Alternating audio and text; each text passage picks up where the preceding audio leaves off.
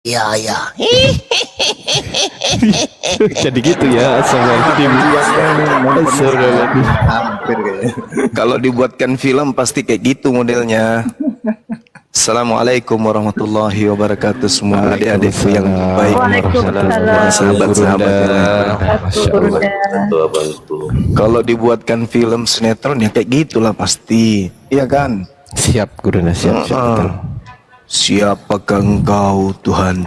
Akulah Yesus yang kau aniaya. Jadi menakutkan gitu Gurunda. Jadi sudah gitu ditambahkan gerakan-gerakan gempa gitu yang gempa kayak ada petir kayak gitu. Tiba-tiba yang mengatakan siapakah engkau Tuhan buta, ya kan?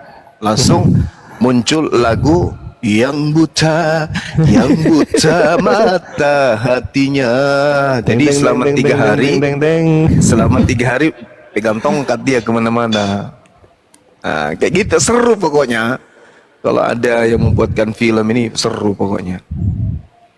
Padahal dalilnya kalau kita lihat di dalam Matius 24 itu ada 2 oknum yang Yesus minta agar diwaspadai. Yang pertama itu adalah Mesias palsu. Artinya kalau berbicara mengenai Mesias palsu, Mesias yang bukan Mesias mengaku Mesias, betul gak? Betul. Dikatakan begini di dalam Matius 24 nomor 24. Sebab Mesias palsu dan nabi-nabi palsu akan muncul. Tuh, berarti ada Yesus palsu dan ada nabi palsu. 2 ini satu paket. Mesias palsu alias Yesus palsu. Kalau Yesus sudah mengatakan sebab Mesias palsu dan nabi-nabi palsu akan muncul. Nah, kalau tidak ada Yesus palsu, berarti Yesus ini nubuatannya gugur. Berarti harus ada yang mengaku Mesias. Tepatlah sudah, siapakah engkau Tuhan? Nah, muncul Mesias palsu. Akulah Mesias Yesus yang kau aniaya. Kan begitu. Harus ada Mesias palsu. Yesus ini Mesias, berarti harus ada yang palsu. Siapa Mesias palsu ini? Inilah yang datang kepada Paulus mengaku Yesus. Nah, kalau dia bukan Mesias palsu yang datang kepada Yesus, yang datang kepada Paulus, tentu orang Kristen akan mampu membuktikan bahwa yang datang kepada Paulus ini adalah benar-benar Mesias asli. Tapi apa buktinya? Apa buktinya? Apa buktinya? Tak ada bukti. Cuman suara tok. Akulah Mesias yang kau aniaya. Gitu aja. Begitu aja. Hah? Kamu begitu aja. Tidak ada bukti sama sekali. Cuman suara aja. Akulah Mesias Yesus dari kota Nazaret. Gitu aja. Hah? Nggak ada bukti. Sama sekali nggak ada. Cuman pengakuan ada suara. Walama. Berarti tergenapi dong. Matius 24 nomor 24. Sebab Mesias palsu dan nabi-nabi palsu akan muncul dan mereka akan mengadakan tanda-tanda yang dahsyat dan mukjizat-mukjizat sehingga sekiranya mungkin mereka menyesatkan orang-orang pilihan juga. Camkanlah, aku sudah mengatakannya terlebih dahulu kepadamu. Jadi apabila ada orang berkata kepada kamu, lihat ada dia di padang gurun, jangan kau pergi ke situ. Atau lihat dia Mesias ada di balik bilik, jangan kau percaya. Itu kata Yesus. Makanya orang Yahudi tidak menjadi Kristen, karena yang percaya kepada Paulus hanya orang Roma, hanya orang Yunani. Nah, orang Roma Yunani inilah yang kemudian menyebar sampai ke kerajaan Belanda, sampai ke kerajaan Inggris, sampai ke kerajaan Jerman dan Belanda. Inilah yang kemudian mengajarkan ajaran Mesias palsu sampai ke tanah air. Demikian pemirsa dimanapun Anda berada. Silakan. Mantap Gurunda. Kita sapa dulu Gurunda, ada tamu. Kita sambur. Kibinirin.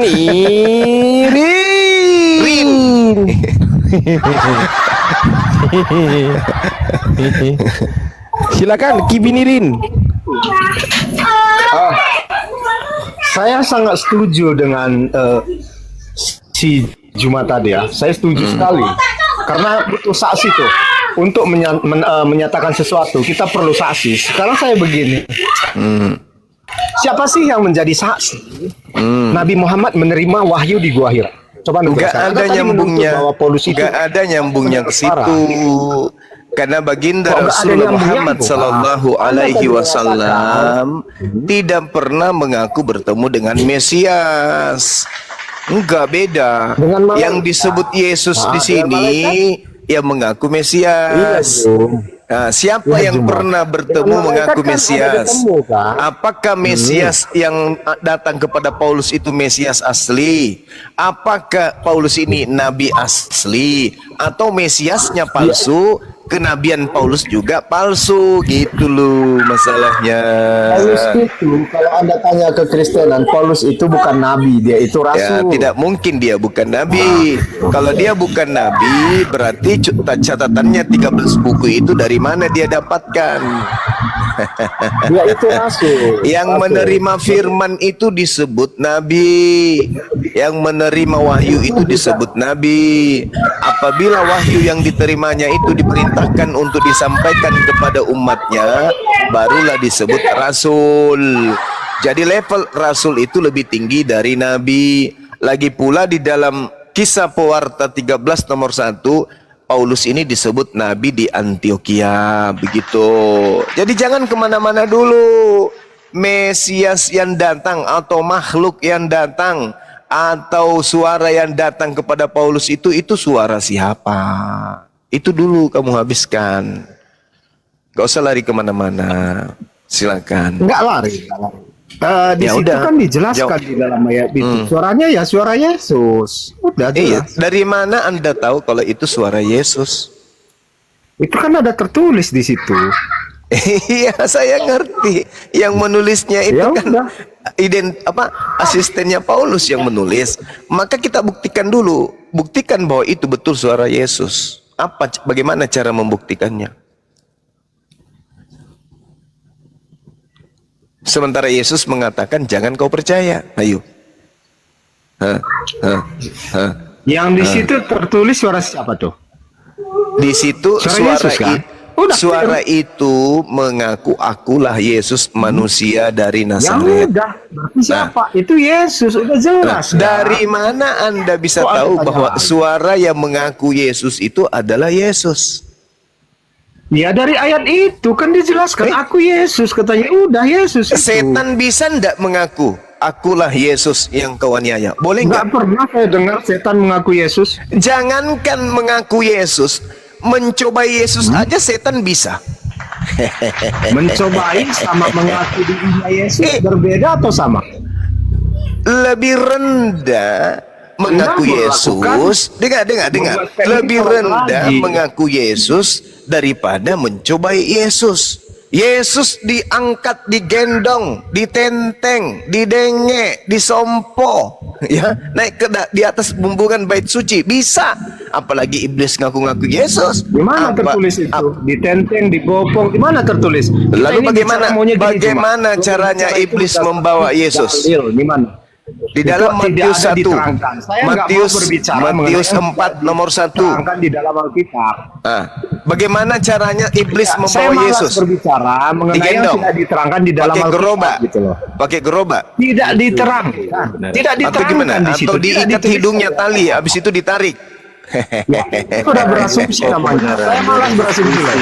Sudah sekian lamanya kau berdiskusi kombal muslim. Kau buka-buka Bible-mu bolak-balik, tapi kau Atau dia dijewer kupingnya. Dijewer kupingnya sama iblis. Nah, ikut. Baik Pak gitu. Gini, bro. Artinya berdiskusi itu maunya yang tertulis dong. Jangan yang Oke. asumsi Anda utara. Oke, baik. Itu nggak masuk loh. Oke. Apakah tertulis semua prosesi ibadahmu? Ibadah minggu ada tertulis? Ada? Oh, tidak. Jadi nggak usah kamu Iya. mengatakan tidak tertulis kayak gitu. Nah sekarang pertanyaan saya, bagaimana cara iblis membawa Yesus ke bumbungan bait suci? Tidak tertulis. Tidak Apa yang mau saya tertulis. katakan itu? Yang pasti dibawa kan, berarti tafsiran bisa aja muncul dari manapun, iya kan?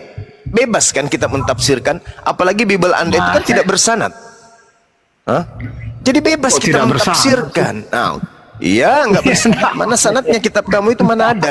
Nah sekarang permasalahannya, siapa makhluk yang datang kepada Paulus mengaku Mesias itu? Itu siapa? Di situ tertulis siapa? Udah jelas, Anda tanyakan Iya, lagi. Mesias Kan palsu itu mengaku Yesus. Itu jelas. Mesias palsu. Di mana di Yes. situ Mesias palsu ditulis mengaku Yesus? Nah itu, akulah Coba Yesus. tunjukkan dalilnya. Itu dia mengaku, akulah Yesus yang kau aniaya. Ya udah, berarti dia Yesus. Dari mana Anda Yang tahu? Mesias palsu itu kan Anda tambah-tambahin. Lalu ketika Yesus Ya mengatakan, udah, dari dengar. pengakuannya akulah Yesus. Oke, Ya udah, sebab selesai. Mesias palsu dan nabi palsu akan muncul. Nah sekarang tunjukkan mana Mesias palsu itu. Ada nggak? Nanti saya bilang Anda terpenganga. Ada nggak Mesias palsu? Ada nggak Yesus palsu yang muncul selain daripada yang datang kepada Paulus? Ada nggak? Coba tunjukkan ke saya. Kapan itu terjadi? Kalau tidak ada berarti pembohong, si Yesus ini pembohong. Sebab Mesias palsu akan muncul. Mana Mesiasnya? Mana Mesiasnya? Mana? Mana Mesias yang Mesias muncul palsu di selain mana dari... ditulis? Biar saya terangkan. Ya Allah ya Karim. Di mana tertulis Ya Allah ya palsu akan Karim. datang? Ini orang Kristen Yang saya katanya tahu itu dipenuhi bukan Roh Mesias palsu. Kudus. Orang-orang Kristen ini katanya dipenuhi Tuhan dalam terus tubuhnya. Tapi nggak paham Bibelnya sendiri gimana? Yesus Jadi Anda yang mengaku, paham gitu. Yesus mengatakan Mesias palsu akan datang, akan muncul. Artinya ada orang atau makhluk mengaku Yesus akan muncul. Nah kalau makhluk yang datang kepada Paulus itu bukan Mesias palsunya, lalu mana Mesias palsu yang muncul mengaku Yesus itu mana? Mana? Mana? Dalam Alkitab, Mana? Maksudnya kayak mana? Yesus mengatakan sebab Mesias palsu akan muncul. Artinya Yesus palsu akan muncul. Nah, satu orang yang pernah didatangi Mesias palsu, Mesias adalah Paulus. Akulah Yesus yang kau aniaya. Nah, itu ada Mesias muncul di situ. Sekarang pertanyaannya, kalau itu Mesias asli alias Yesus asli yang datang kepada Paulus, lalu Mesias palsunya datang kepada siapa? Jawab. Berarti gini Bung, kita harus bahas dulu ciri-ciri Mesias palsu itu kayak mana. Baru kita bisa tentukan yang mana Mesias palsu. Terlalu ribet. Yesus Kok terlalu mengatakan ribet? Mesias palsu. Tunggu. Yesus mengatakan Mesias palsu akan muncul. Betul atau tidak? Betul. Oke. Sekarang mana Mesias palsu yang muncul itu? Mana Yesus palsu yang muncul itu? Mana? Mana? Berarti kita bahas dulu. Makanya kita bisa menentukan itu Mesias dia. palsu atau Nabi palsu. Mana Mesias palsu yang muncul setelah Yesus? Mana? Mana Iya, biar kita Yesus lihat palsu? ciri-cirinya. Mana Yesus palsu yang muncul setelah kejadian itu? Mana? Mesias Oke, palsu. saya terangkan Mesias, sabar. Mesias muncul hanya 2 kali. Menurut Lukas, muncul kepada Ananias dan muncul kepada Paulus. Kalau itu asli, Mesias palsunya mana? Muncul di mana lagi? Jawab. Kalau Oke, tidak ada berarti kita bahas Yesus ini dulu. pembohong. Ya, saya terangkan dulu ciri-ciri Mesias palsu. Silakan. Baru nanti saya arahkan kemana Mesias palsu itu. Oke. Silakan. Jadi Mesias silakan. palsu itu menyesatkan. Tunggu dulu. Jadi Mesias palsu itu. Tunggu dulu. Mesias itu apa? Ya. Supaya Anda tahu. Juru selamat. Hah? Hah? Juru selamat. Jangan Anda larikan kemana-mana. Mesias itu apa? Orang yang diurapi. Siapa yang menjadi Mesias? Yang ditunggu-tunggu itu Yesus. Berarti Mesias palsu adalah Yesus palsu. Jangan kau kemana-mana. Jangan kau lari kemana-mana. Mesias palsu artinya Yesus palsu, orang yang diurapi. Kalau berbicara mengenai orang yang diurapi, itu hanya internal Yahudi. Di luar internal Yahudi tidak ada orang diurapi. Oke? Nah, atau di dalam Kristen. Nah, sekarang permasalahannya, ketika berbicara mengenai Mesias palsu, berarti bercerita tentang Yesus palsu. Jangan kau melebar kemana-mana. Saya nggak melebar, gini. Nah, oke, silakan. Dengar ya. Kata Silakan. Mesias berasal dari bahasa Mosia. Ibrani, ya, yang artinya yang diurapi, yang diurapi, Tuhan. oke, Jadi yang itu diurapi dalam oleh Tuhan, tradisi oke. Yahudi. Oke, berarti yang diurapi kan Atau diutus oleh berarti Tuhan. Jadi tidak setiap nabi oke. itu, tidak setiap nabi dikatakan Mesias. Oke, tapi yang pasti yang palsu ini Mesias. Yang datang dan muncul adalah Mesias palsu, artinya Yesus palsu yang akan muncul. Jangan kau balik-balik kemana-mana. Yesus Pak. Lah. Kamu apa? Kau mau menuduh siapa? Hah? Kau menuduh siapa? Nabi Muhammad Kita tidak bahas pernah aja mengaku sebagai ciri-ciri. dengar. Nabi Muhammad tidak pernah mengaku sebagai Mesias. Nabi Muhammad tidak pernah mengaku bertemu ke Mesias. Nabi Muhammad tidak pernah diurapin. Jadi kamu kemana? Kamu larinya kemana? Kamu mau cari apa? Kambing hitam? Kamu mau cari kambing hitam? Gak bisa, gak bisa. Yesus mengatakan Mesias palsu artinya Nabi palsu, artinya Yesus palsu. Ayo, kalau yang datang kepada Paulus itu bukan Mesias palsu, dan kalau bukan yang datang kepada Ananias itu Mesias palsu, lalu mana Mesias palsunya? Mana Yesus palsunya? Iya, Mesias biar kita palsunya bahas mana? dulu ciri-ciri Mesias dan Nabi palsu, biar kita bisa menentukan. Hah? Ya, kita harus lihat ciri-cirinya dulu, baru kita Mana cocokkan. Yesus palsunya? Gitu. Jangan kemana-mana. Yang muncul ini adalah Yesus palsu. Jangan kemana-mana.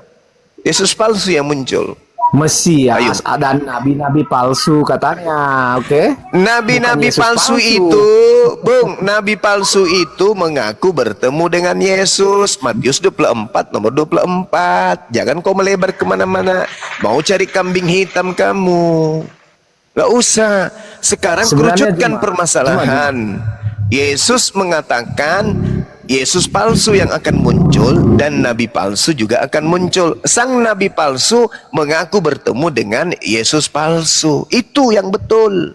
Jangan kemana-mana ente. Ini di lingkaran agamamu ini. Jangan mau cari kambing hitam di luar. Oke? Sebab Yesus menutup pengakuannya tentang Mesias dan nabi palsu. Sebab aku akan datang nanti dengan ditandai kilat yang menyambar dari timur sampai ke barat. Berarti Mesias dan nabi palsu ini itu adalah ngaku-ngaku Yesus dan ngaku-ngaku bertemu dengan Yesus.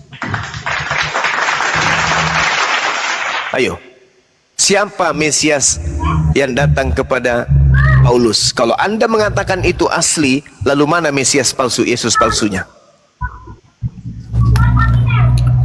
Iya, kita bahas dulu ciri-cirinya Juma. La haula wala quwata illa billah. Kamu nggak perlu ngajarin saya yang itu. Saya tahu kau ingin cari kambing hitam. Ini Mesias tidak perlu ditahu.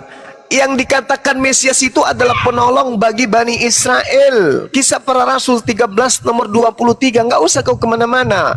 Matius 15 nomor 24. Kau nggak usah kemana-mana. Yesus mengatakan akan muncul Yesus palsu. Nah sekarang Paulus mengaku bertemu dengan Yesus. Sekarang kita uji, apakah Yesus asli atau Yesus palsu yang datang kepada Paulus. Itu poinnya. Jangan kau kemana-mana. Kalau yang datang kepada Paulus ini Yesus asli, apa buktinya? Dan saya bisa membuktikan bahwa yang datang kepada Paulus ini adalah Yesus palsu.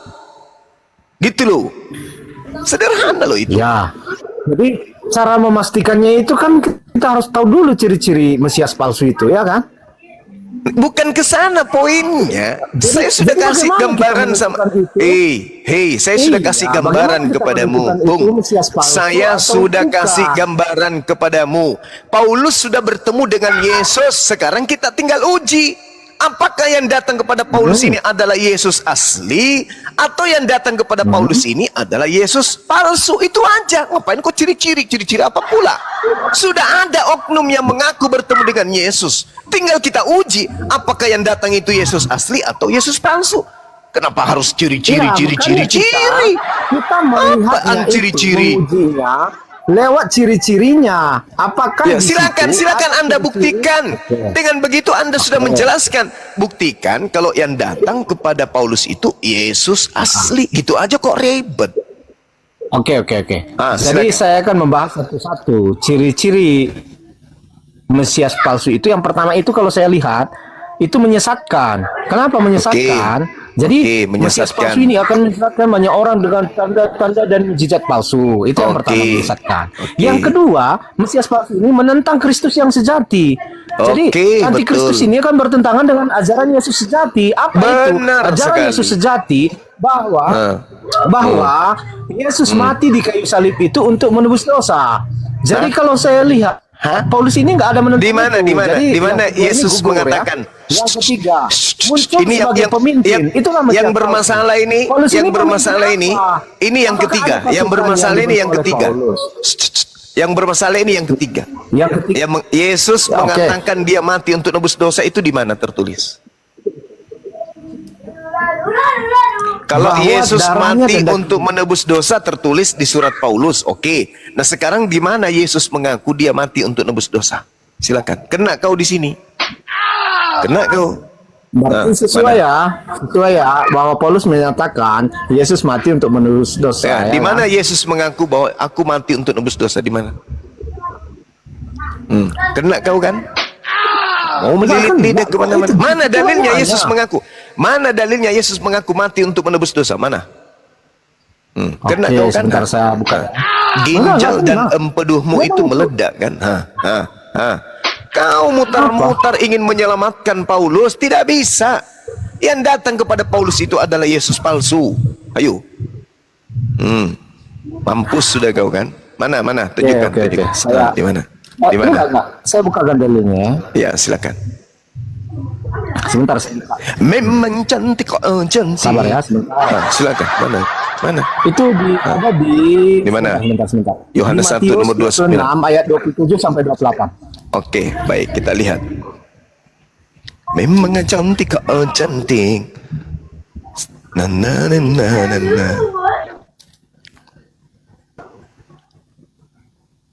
Dia katakan begini, sesudah itu Sama ia ya, mengambil 28. cawan. Dengarkan saya. Sesudah itu ia mengambil cawan, mengucap syukur, lalu memberikan kepada mereka dan berkata, minumlah kamu semua. Apa yang diminum sini? Darahnya Yesus atau anggur? Mampus sudah kau kan? Memangnya cantik kok, cantik. Bacakan, Saya baca. Minumlah kamu semua dari cawan ini, sebab inilah darahku, darah perjanjian yang kutumpahkan bagi banyak orang untuk pengampunan dosa. Darah yang dimaksud di sini anggur atau darah beneran? Memang cantik kok, cantik. Mana? Sudah clear ya. Mana? Bahwa Yesus mengajarkan Mana? darahnya itu untuk penghapusan dosa bagi semua orang. Udah clear tuh Juma. Udah. Saya ulang. Yang ketiga udah clear ya. Saya ulang Kita bahas lagi. yang Saya kedua. ulang lagi. Sudah clear. Saya ulang lagi. Pertanyaannya, darah yang dimaksud Berarti kita Yesus di lihat- perjamuan terakhir. Kita lihat ciri-ciri ketiga. Darah yang dimaksud Yesus di sini anggur atau darah beneran? Jawab. Darahnya Jawab. memang karena sesudah itu dia akan mati disalibkan. Jadi di situ pada saat di perjamuan terakhir ini Yesus menghadirkan palang merah Indonesia untuk menyedot darahnya gitu. Hah? Ini yang dimaksud memutarbalikkan ajaran Yesus. Yang dimaksud di sini adalah anggur beneran. Inilah darahku, dan roti yang dimaksud Yesus di situ sebagai dagingnya, bukan darah beneran, Cak Ayu. Kamu mengatakan itu darah beneran itu karena pengaruh Mesias palsu yang masuk ke dalam tubuh Paulus.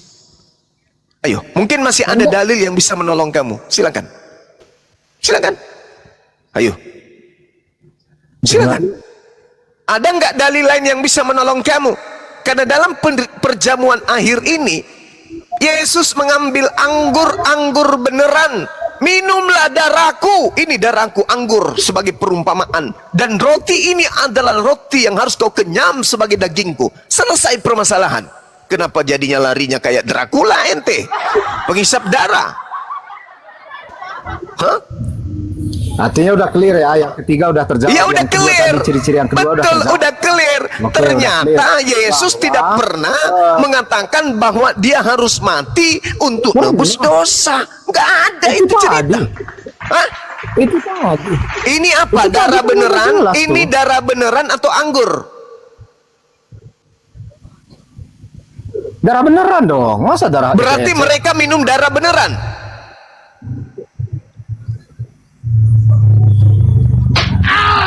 Maksud Anda gimana nih? Anda nggak mengerti artinya gitu.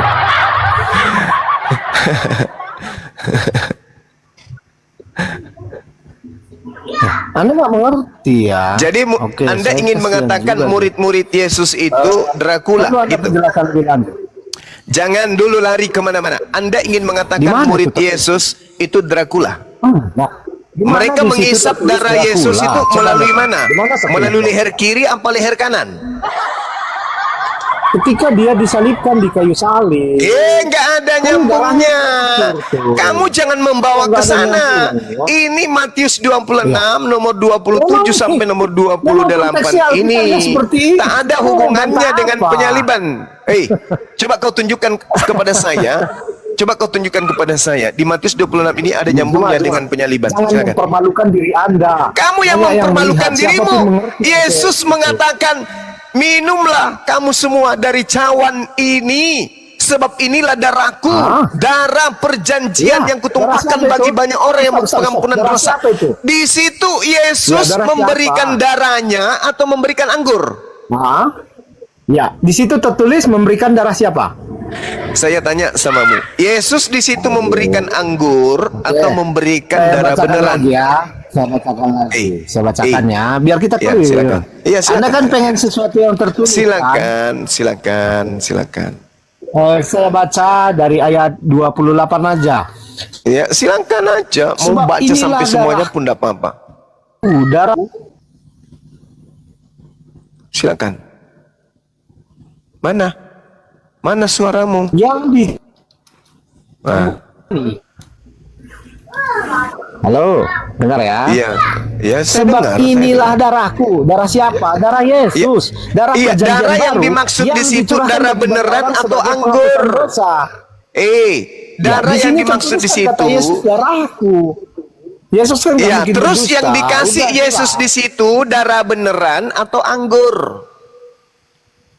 Ya, darah Yesus memang tertumpah di kayu salib untuk Ya. menebus dosa.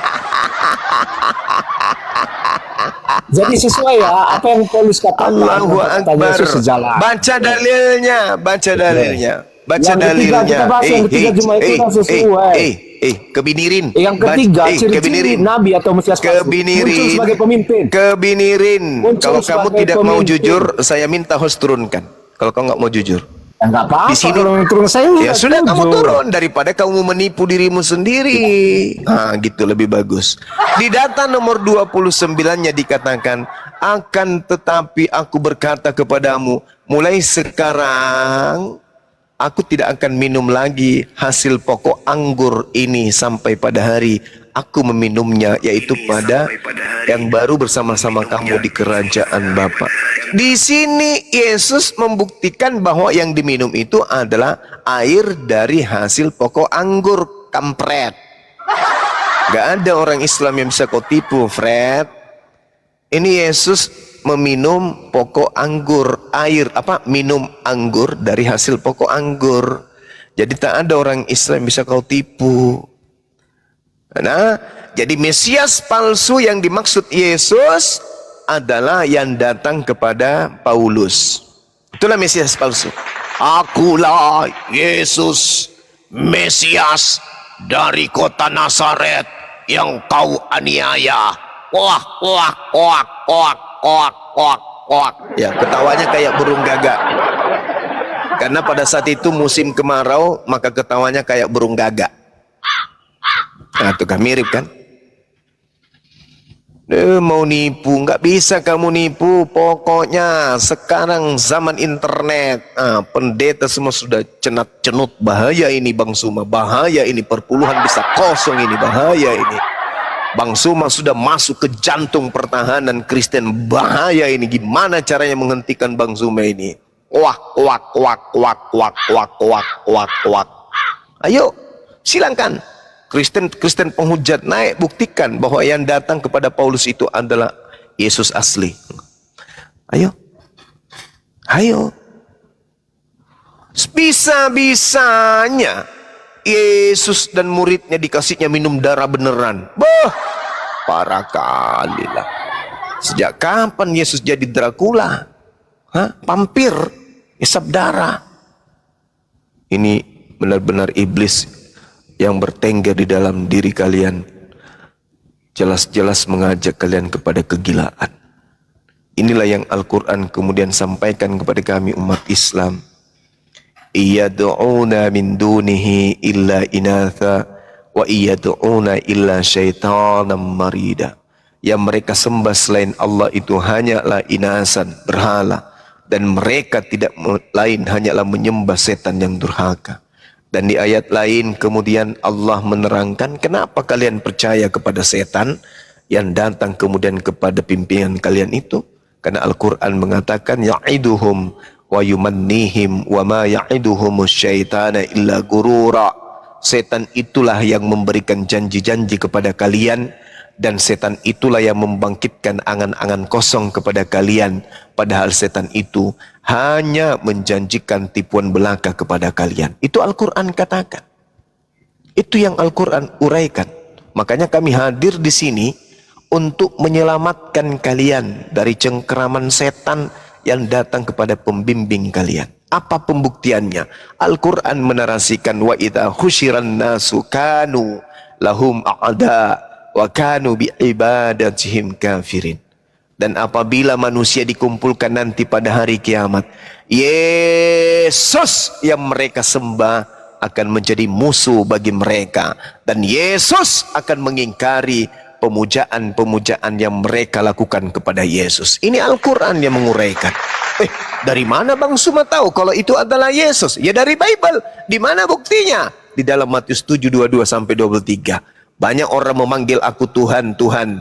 Bukankah kami bernubuat, bermukjizat, mengusir bom-bom dengan namamu? Tapi pada saat itulah aku akan berterus kepada mereka, aku tidak mengenal kalian. Kenyahlah daripada aku, kalian semua adalah pembuat kejahatan. Tuh, benar kan?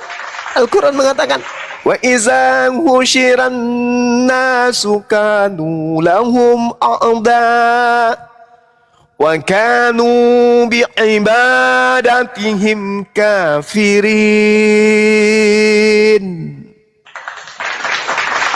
Ini Al-Quran mengatakan, dan terbukti di Bible. Kenapa otak kalian mati? Kenapa akal kalian mati? Karena itu tadi di dalam pengajaran Paulus mematikan akal manusia. Dia tidak ingin kemudian manusia itu otaknya berfungsi, sehingga dia melakukan segala upaya kemudian untuk melancarkan ajaran-ajaran yang diajarkan oleh Mesias palsu yang datang kepadanya. Kita lihat apa pengakuan dia di dalam kitabmu sendiri. Dia mematikan akal, dia membinasakan akal. Di dalam kitab Anda berbunyi di 1 Korintus 1 nomor 19. Sabar yang baru naik, sabar. Di situ dikatakan, karena tertulis aku akan menghilangkan kecerdasan orang-orang terpelajar, dan aku akan menghilangkan kemampuan berfikir cerdas, akan kulenyapkan. Itu tertulis di dalam 1 Korintus 1 nomor 19. Ini Paulus berbicara, tentu yang mempengaruhinya untuk berbicara itu adalah makhluk yang datang yang mengaku Yesus itu. Saya ulang, 1 Korintus 1 nomor 19. Aku akan menghilangkan kecerdasan orang-orang terpelajar dan kemampuan berfikir orang cerdas akan kulenyapkan. Itu pengakuan Paulus. Makanya kalian tidak pernah cerdas. Makanya kalian itu tidak pernah kemudian berfikir di dalam hal tentang keagamaan kalian. Kalian tidak pernah berfikir dan kecerdasan kalian dicabut oleh Paulus. Itu dalil 1 Korintus 1 nomor 19. Camkan itu baik-baik saudaraku. Jadi Al-Quran mengatakan itu sangat jelas. Wa idza husyiran nasu kanu lahum a'da. Apabila manusia sudah dikumpulkan pada hari kiamat, semua sembahan-sembahan yang disembah oleh manusia ini selain daripada Allah akan mengingkari. Dia akan mengatakan kepada Allah, "Ya Rabb, aku tidak pernah mengajarkan mereka untuk mempertuhankan aku. Kalau subhanaka ma yakunu li an aqula ma laysa li bihaqq." Enggak pernah ku ajarkan si monyong bibir pemakan babi ini, si botak pemakan anjing ini untuk menyembah kepada dia. Enggak pernah ku ajarkan mereka. Enggak pernah. Manusia mirip kera ini, mirip monyet ini, tidak pernah kuajarkan untuk menyembah diriku. Dari zaman aku datang kepada Bani Israel sampai duniamu kau kiamatkan, aku tidak pernah mengajarkan si gendut perut meledak ini untuk menyembah kepada diriku. Aku katakan kepada mereka, ani abdullah rabbi wa rabbakum. Bahkan aku katakan kepada Maria, jangan kau sentuh aku, awas. Tapi pergilah kepada saudara-saudaraku, katakan kepada mereka, aku akan pergi kepada Tuhanku dan Tuhanmu, kepada Bapakku dan Bapakmu. Aku tidak pernah mengajarkan mereka menyembah diriku. Orang-orang yang matanya besar sebelah hidungnya, monyong, mulutnya bengkok dan seterusnya ini, sungguh mati ya Allah. Qala subhanaka ma yakunu li an aqula ma laysa li bihaqq. Bahkan aku berpesan dan ditulis oleh pengarang wartawan di dalam Yohanes 12 nomor 49, aku tidak berkata-kata dari diriku sendiri. Apa yang aku katakan adalah apa yang difirmankan oleh Bapa untuk aku katakan dan aku sampaikan. Dan firman yang aku terima itu adalah hidup yang kekal, sehingga aku mengatakan apa yang engkau perintahkan kepadaku. Yohanes 12 nomor 49 sampai nomor 50. Demikian. Jadi muncul pertanyaan, ini siapa yang datang-datang mengaku Yesus kepada Paulus ini? Siapa? Akulah Yesus yang kau aniaya. Benarkah itu Yesus? Kalau benar itu adalah Yesus, ayo, mari kita buktikan. Dan saya akan buktikan bahwa yang datang kepada Paulus ini bukanlah Yesus, melainkan roh jahat yang ngaku-ngaku sebagai Yesus. Demikian.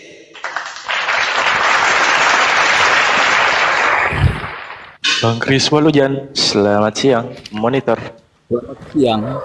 Gimana Saya kabar, punya- Bang Kris? Sehat? Baik-baik saja. Siap. Saya Lanjut, tertarik Bang Kris. tadi Langsung ditanggapi. tertarik tadi dengan penjelasan Bang Suma itu nubuatan di Al-Quran ternyata digenapi di mana di Alkitab tadi ya. Matius 7. Matius 7 ya.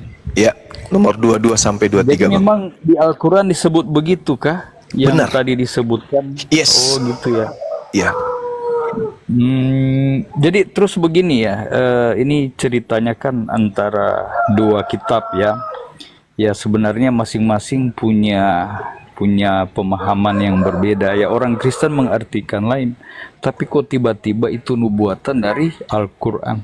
Terus pertanyaan saya untuk Bang Suma ini yang di Wahyu 12 ayat 17 yang pernah saya baca itu dikatakan, maka marahlah naga itu kepada perempuan itu, lalu pergi memerangi keturunannya yang lain yang memelihara hukum-hukum Allah dan memiliki kesaksian Yesus. Jadi dalam hal ini bagi saya hukum Allah dan kesaksian Yesus itu penting diperhatikan. Kalau manusia itu ingin selamat dari murka Allah, itu kan di kitab Wahyu. Kitab Wahyu berbicara tentang dekatnya hari kiamat dan dekatnya kedatangan Yesus yang kedua kali. Jadi oleh karena itu bagi saya penting juga untuk memperhatikan itu ya. Saya sih ini bukan Minggu, bukan Jumat, tapi saya pemelihara hari Sabat. Jadi saya melakukan hukum Allah dan memiliki kesaksian Yesus. Itu kalau dikatakan, sering Bang Suma katakan, Islam lah ajaran yang benar ya, yang menyempurnakan hukum Allah itu. Makanya di sini yang bingung saya, hukum Allah itu kan diserahkan kepada Musa. Nah, pemeliharaan hari Sabat Sabtu itu bukan Minggu, bukan Jumat. Sedangkan Tuhan yang memberikan katanya satu. Allahnya Adam, Allahnya Musa, Allahnya Nuh, Yakub, dan nabi-nabi satu. Kok di Al-Quran itu Allahnya memberitahu harus sholat Jumat, padahal ingat dan kuduskan hari Sabat itu hari Sabtu. Itu hukum Allah kan? Gimana Pak Bang Suma itu dengan hukum Allah dan kesaksian Yesus itu? Oke, baik. Terima kasih ya. Saudara Chris, kalau saya bertanya tentang kesaksian Yesus kepada saudara, bisakah Anda membantu saya menunjukkan kepada saya kesaksian Yesus? Dia bersaksi tentang dirinya bahwa dia ini siapa? Aku Yesus bersaksi, aku adalah ini dulu. Karena Anda membawa kesaksian, bukan? Kalau Nabi Muhammad bersaksi dia adalah Nabi wa Rasulullah. Yesus bersaksi, tentu ada pengakuannya di Bible. Aku Yesus bersaksi, aku adalah, coba bantu saya. Kalau Anda nggak tahu, saya akan memberitahukan.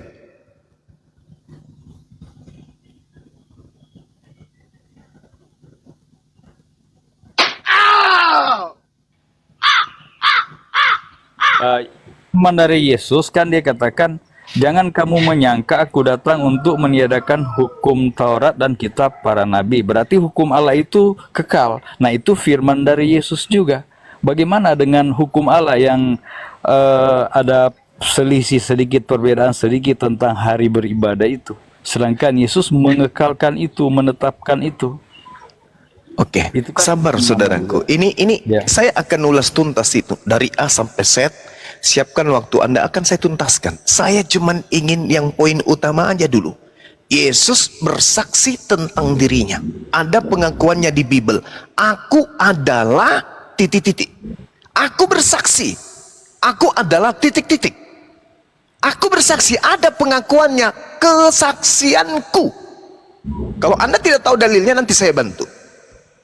Iya, di ayat mana saya lupa. Oke, Saya tahu baik, apa- baik, Ya, baik, baca. baik, baik. Saya minta yang lain dengarkan baik-baik. Di dalam Yohanes 5 nomor 36 ada kesaksianku. Ini Yesus yang bicara nih. Ada kesaksianku yang lebih penting dari kesaksian Yohanes Pembaptis. Yohanes Pembaptis ini kan yang memberi jalan. Iya. Bahwa semua pekerjaan, semua mukjizat, semua tanda-tanda, semua kekuatan yang diberikan oleh Bapa, kekuatan tanda-tanda itulah yang aku lakukan sekarang. Pekerjaan itulah yang aku lakukan sekarang. Dan pekerjaan-pekerjaan itu pun bersaksi tentang aku, bahwa Bapa yang telah mengutus aku. Berarti Yesus mempersaksikan dirinya sebagai apa? Sebagai Bapa atau sebagai utusan Bapa? Sebagai utusan. Iya, saya amin. Sebagai utusan Bapa. Iya. Oke, itu finalnya di situ ya. Dia mengaku sebagai utusan Bapa. Nah, sekarang masuk kepada intinya. Ketika saudara mengatakan bukan Minggu, bukan Jumat, perintah untuk menjaga Sabat ini, dalilnya itu ada dalam Keluaran 31 nomor 14. Ini hak kepunyaan untuk seluruh manusia kah? Atau itu hanya untuk Israel? Silakan. Terus Sabat itu diadakan untuk manusia, bukan untuk Israel saja. Coba tunjukkan dalilnya, Bang. Silakan. Ada. Saya Iya. tidak pegang Alkitab, kebetulan saya di Sopo Saya rumah bacakan ini. kalau begitu ya. Saya baca. Ada. Iya, ingat Akulah ya. Tuhan atas Oke, Sabat. ingat. Ketika berbicara mengenai Israel atau Bani Yakub, itu kita tidak sedang berbicara mengenai hewan. Kita berbicara tentang manusia. Nah, sekarang patokan daripada hukum Taurat itu di Keluaran 31 kemudian diterangkan bahwasanya Tuhan memberikan hukum ini untuk dijaga dengan baik kepada Bani Israel. Tuhan mengatakan begini, berfirmanlah Tuhan kepada Musa. Tuhan berfirman kepada Musa, katakanlah kepada orang Israel. Tidak dikatakan, katakanlah kepada seluruh umat manusia. Katakanlah kepada manusia Israel, demikian akan tetapi hari Sabatku harus kamu pelihara, sebab itulah peringatan antara aku dan kamu turun-temurun, sehingga kamu mengetahui bahwa akulah Tuhan yang menguduskan kamu. Haruslah kamu pelihara hari Sabat, sebab itulah hari kudus bagimu. Siapa yang melanggar kekudusan hari Sabat itu, pastilah ia dihukum mati. Sebab setiap orang yang melakukan pekerjaan pada hari itu, orang itu harus dilenyapkan di antara bangsanya. Ini yang dimaksud adalah bangsa Israel. Itu betul Bang. Betul. Nah, mana dalilnya bahwa mana ada di dalilnya? perjanjian baru. Oh, Ada, Pak. itu bukan urusan saya itu kalau perjanjian baru. Ini yang saya bahas tentang Sabat. Iya, tapi di perjanjian baru kan Yesus katakan Sabat diadakan untuk manusia. Akulah Tuhan Manusia atas yang dimaksud di sini Bani Israel. Ini juga manusia ini, Bang. Haruslah kamu dengar.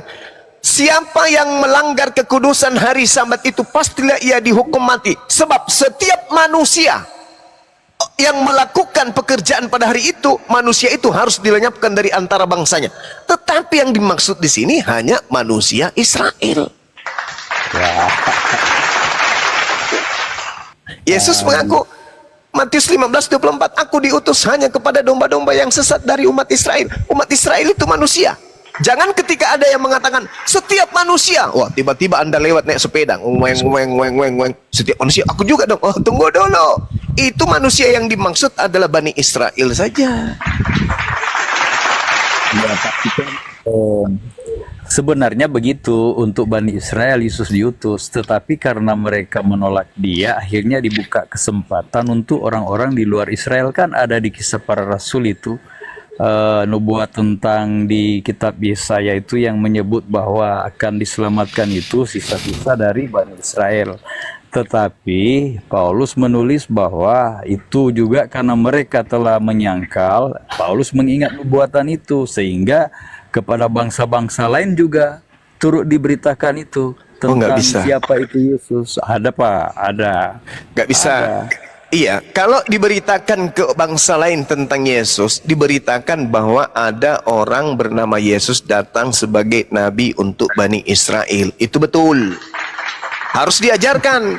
Semua harus diajarkan. Woi manusia, ketahuilah oleh kalian, pencipta alam semesta telah mengutus seorang nabi bernama Yesus untuk Bani Israel. Udah selesai, itu aja. Tetapi dia hanya untuk Bani Israel. Coba Anda lihat Ulangan 33 nomor 4. Apa yang dikatakan di sana? Hukum Taurat adalah hukum hak milik kepunyaan Bani Yakub. Ente, saya bukan Bani Yakub. Kalau kita masuk ke sana berarti kita nyusup, berarti kita adalah serigala yang nyamar-nyamar seperti domba. Terkait dengan hukum Sabat, saya bacakan ayatnya dalam Al-Quran. Bismillahirrahmanirrahim. Wa musaddiqan lima baina yadayhi minat Torah wa liuhilla lakum ba'dal latina hurrima alaikum wa ji'tukum bi ayatin min rabbikum fattaqullaha wa ati'un. Nabi Isa mengatakan terkait dengan hukum Taurat, aku datang membenarkan itu, tetapi aku menghalalkan sebagian yang telah diharamkan oleh Tuhan kepadamu dalam Taurat. Jadi Isa alaihissalam datang kepada Bani Israel untuk menghalalkan sebagian yang pernah diharamkan Tuhan melalui hukum Nabi Musa. Anda percaya itu? Tapi bicara haram itu bukan hari Sabatnya kan? Hari Sabatnya, Bang. Anda mau bukti? Anda mau bukti? Masa Sabat diharamkan? Diharamkan melakukan perbuatan di hari Sabat apapun itu, bahkan Tuhan mengancam membunuh.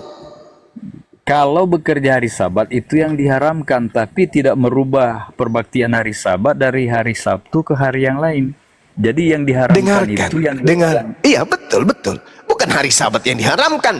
Yang diharamkan adalah melakukan perbuatan di hari Sabat itu haram. Betul? Iya. Oke.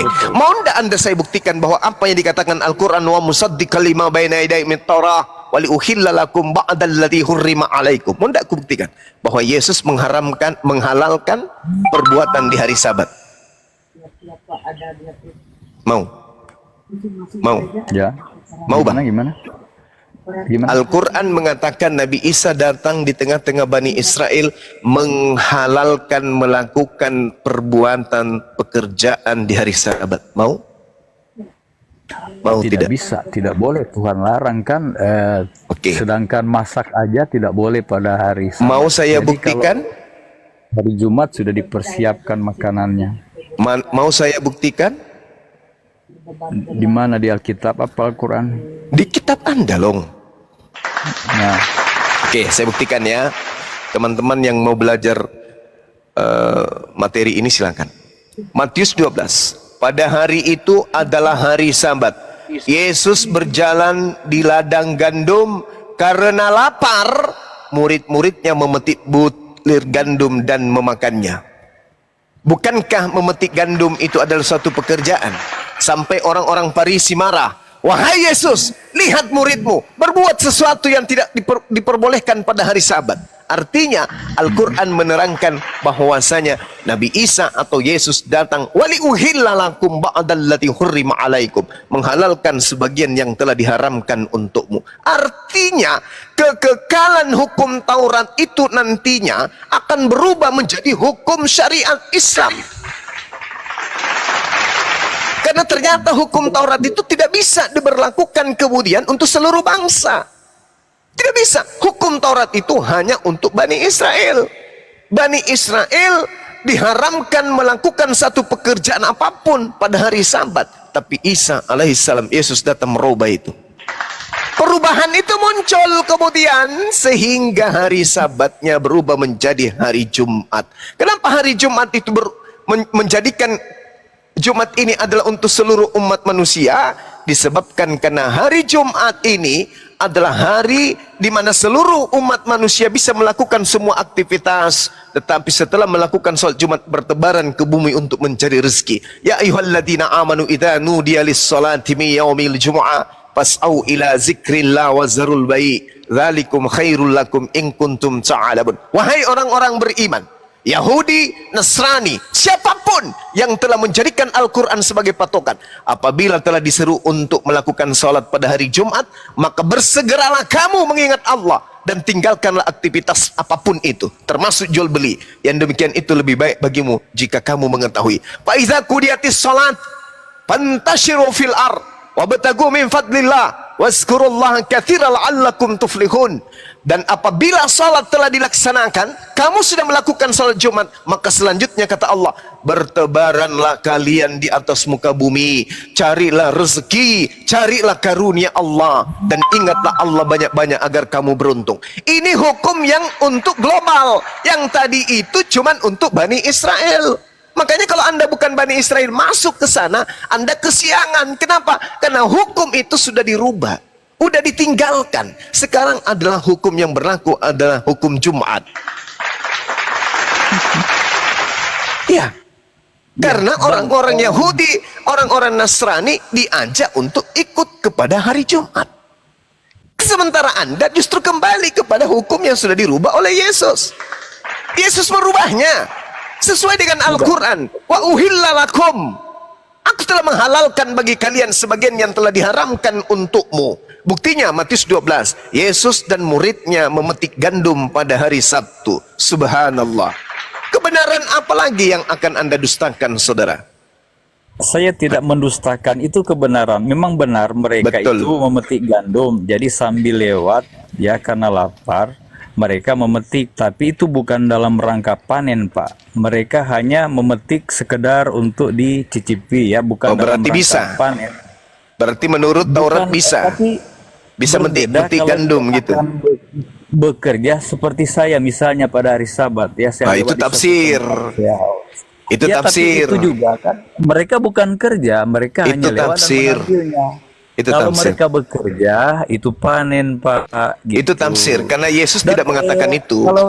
Yesus Kalau justru Rasul Paulus di data Matius 12 itu justru Yesus melakukan pembenaran. Tidak seperti yang Anda tafsirkan. Yesus melakukan itu bukan pembenaran. berubah. Sekalipun Ini mereka orang-orang tidak lagi memetik gandum. Ini melanggar hukum Taurat, makanya ditegur. Orang Farisi menegur Yesus. Dan Yesus tidak mengatakan, oh ini tidak bekerja, ini hanya memetik doang. Yesus tidak mengatakan itu. Yesus melakukan pembenaran.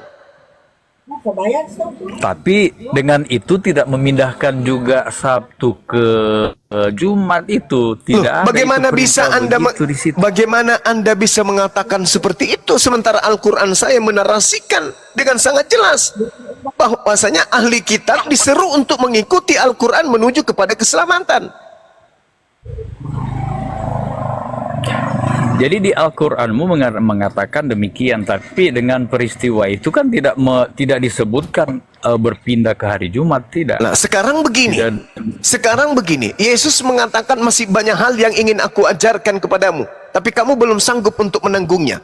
Apa pekerjaan-pekerjaan itu? Apa yang belum sanggup ditanggung oleh orang Yahudi pada masa itu? Kan masih banyak ajaran yang belum diajarkan. Berarti akan ada yang datang setelah dia yang mengajarkan segala unsur aspek hukum tentang tauhid, tentang ibadah, tentang muamalah, dan tentang akhlak. Itu jelas itu. Coba Anda baca Ulangan 33 nomor 2. Ada oknum yang datang membawa 10.000 orang suci yang akan melululantakkan semua hukum-hukum dan menegakkan hukum Tuhan di atas muka bumi kepada bangsa-bangsa. Itu siapa? Siapa yang pernah membawa pasukan 10.000? Musa tidak pernah, Daud tidak pernah, Salomo tidak pernah, Yesus apalagi cuma 11 orang. Lalu siapa yang dinubuatkan dalam Ulangan 33 nomor 2 itu yang menjadi dasar pijakan api apologet Islam Indonesia berdiri? Bangga dong. Siapa hukum yang menyala-nyala di tangan kanannya yang menghanguskan seluruh hukum jahiliyah di atas muka bumi? Itu siapa? Pasukan yang dibawa adalah 10.000. Dan yang dibawa ini adalah orang-orang suci. Artinya orang-orang suci adalah orang-orang yang menjaga kulupnya untuk tidak menempel di nonotnya. Orang-orang yang suci artinya orang-orang yang melakukan sunat. Siapa yang pernah membawa pasukan 10.000 untuk menaklukkan hukum-hukum jahiliyah, yang menghancurkan semua berhala-berhala di Mekah, yang menghancurkan semua persembahan-persembahan dilakukan oleh jahiliyah orang pada masa itu? Itu siapa? Musa? Bukan. Daud? Bukan. Salomo mungkin? Bukan. Yesus apalagi? Ada. Nah, inilah hukum-hukum. Kalau Anda telaten, saudara, baca Yesaya 42 dari nomor 1 sampai terakhir. Anda cari siapa oknum yang bisa duduk di situ. Apakah Yesus atau baginda Rasulullah Muhammad sallallahu alaihi wasallam? Baca aja pelan-pelan. Di Yesaya 48 juga itu bisa dibaca itu. Silakan. Menjadikan hari Sabat, hari kudus Tuhan, hari kenikmatan. Jangan kita Iya. berbicara omong kosong. Iya. Dan Iya. Rasul Paulus ketika Iya. berhadapan dengan pemelihara Sabat dan bukan, dia katakan, ada orang menganggap satu hari lebih penting daripada hari yang lain. Mereka melakukannya untuk Tuhan. Ada yang menganggap semua hari sama. Mereka juga melakukannya untuk Tuhan. Tapi ditekankannya begini, hari ketujuh bagi umat Allah. Nah, makanya disebut umat Allah ketika kita memelihara hari Sabat, hari ketujuh itu. Jadi Saudara, gelar yang diberikan kepada mereka adalah umat Allah. Karena ya, mereka sekarang memelihara hari Sabat. Sekarang yang dimaksud umat Allah itu siapa? Umat Allah ya yang mengikuti salah Anda. peraturan hukum Tuhan, Salah, dan pengikut salah. Kristus. Salah. Yang dimaksud Ya, hukum Tuhan, hukum Allah. yang dimaksud umat Allah Elohim itu adalah Bani Israel. Jangan Anda masuk ke dalam, Anda tidak termasuk di situ. Tapi Tolong Rasul tunjuk. Paulus berbicara kepada orang Roma dan orang-orang Yahudi. Ini Paulus ini punya masalah besar ini. Paulus, dia terdakwa yang sangat luar biasa. Makhluk yang datang mengaku Yesus kepada dirinya itu belum terselesaikan sampai saat ini. Jadi jangan Anda bawa Paulus dulu. Paulus lagi duduk di kursi pesakitan. Kita masuk ke dalam perjanjian lama aja dulu, membahas tentang Advent, membahas tentang hukum Taurat yang datang kepada Bani Israel. Di dalam Yeremia 31 nomor 31 sampai 33, Tuhan mengatakan, aku akan melakukan perjanjian baruku dengan Bani Israel dan Bani Yehuda, yaitu aku akan memasukkan hukum Taurat ke dalam batin setiap mereka. Sekarang pertanyaan saya, orang-orang Advent ini Bani Yehuda atau Bani Israel atau Bani apa? Ya kalau Nabi Daud kan dia nabi semua umat. Jadi apa yang disampaikannya begini, aku menuliskan hukummu dalam hatiku, hukummu ada dalam dadaku. Jadi kalau kepada Musa ditulis di loh batu, kalau kepada kita umat yang mau mengikut Allah ya Tuhan, harus ditulis di hati hukum itu. Ya, kamu Direnungkan siang dan malam.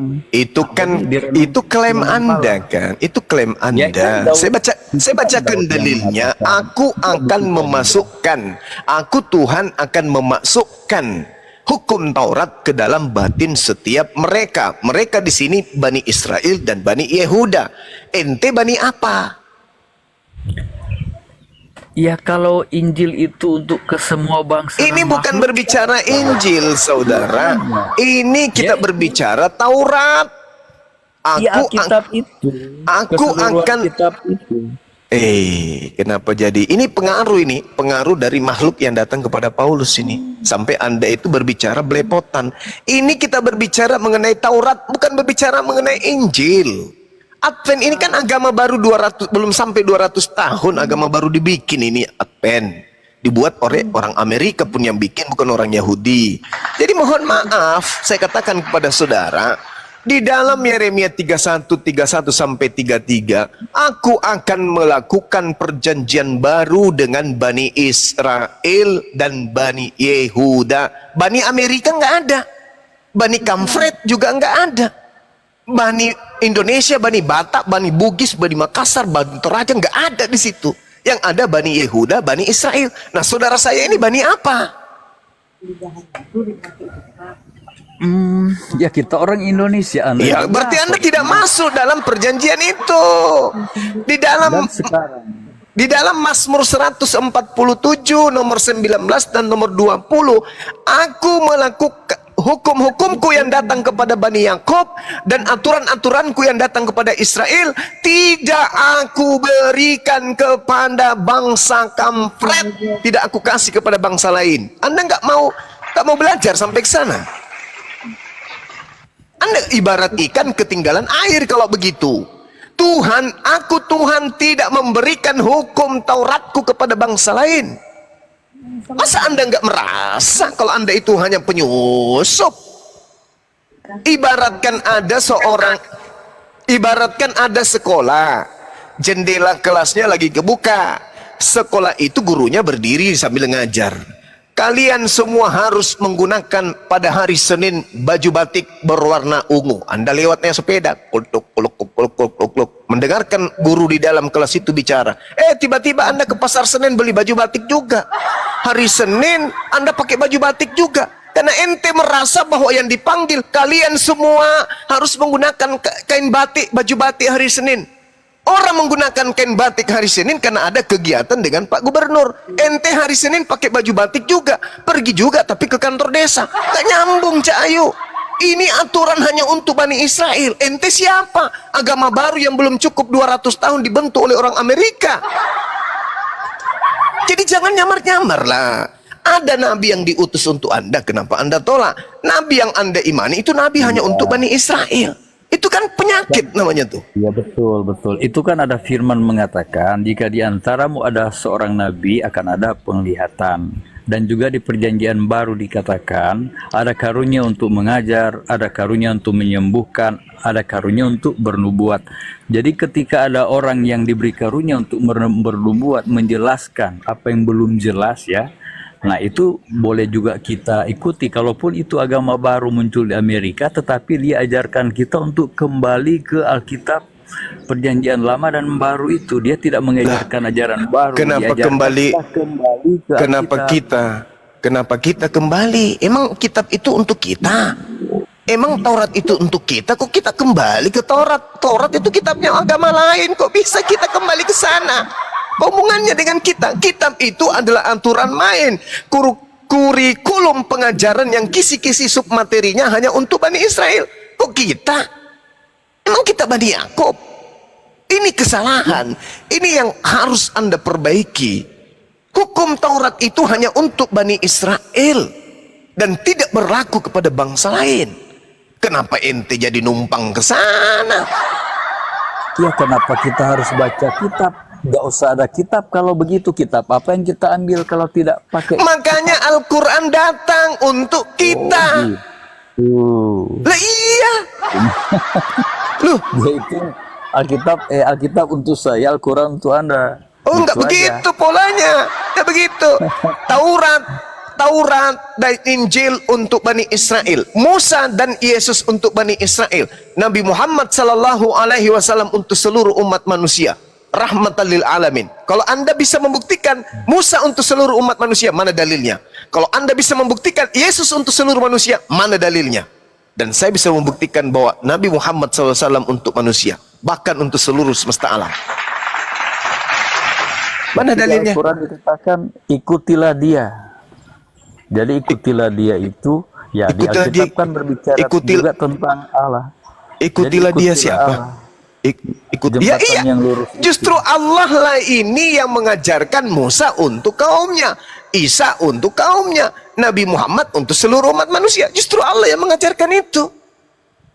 Nah sekarang kalau Anda menolak ini, tolong tunjukkan pengakuan Yesus diutus untuk seluruh umat manusia mana?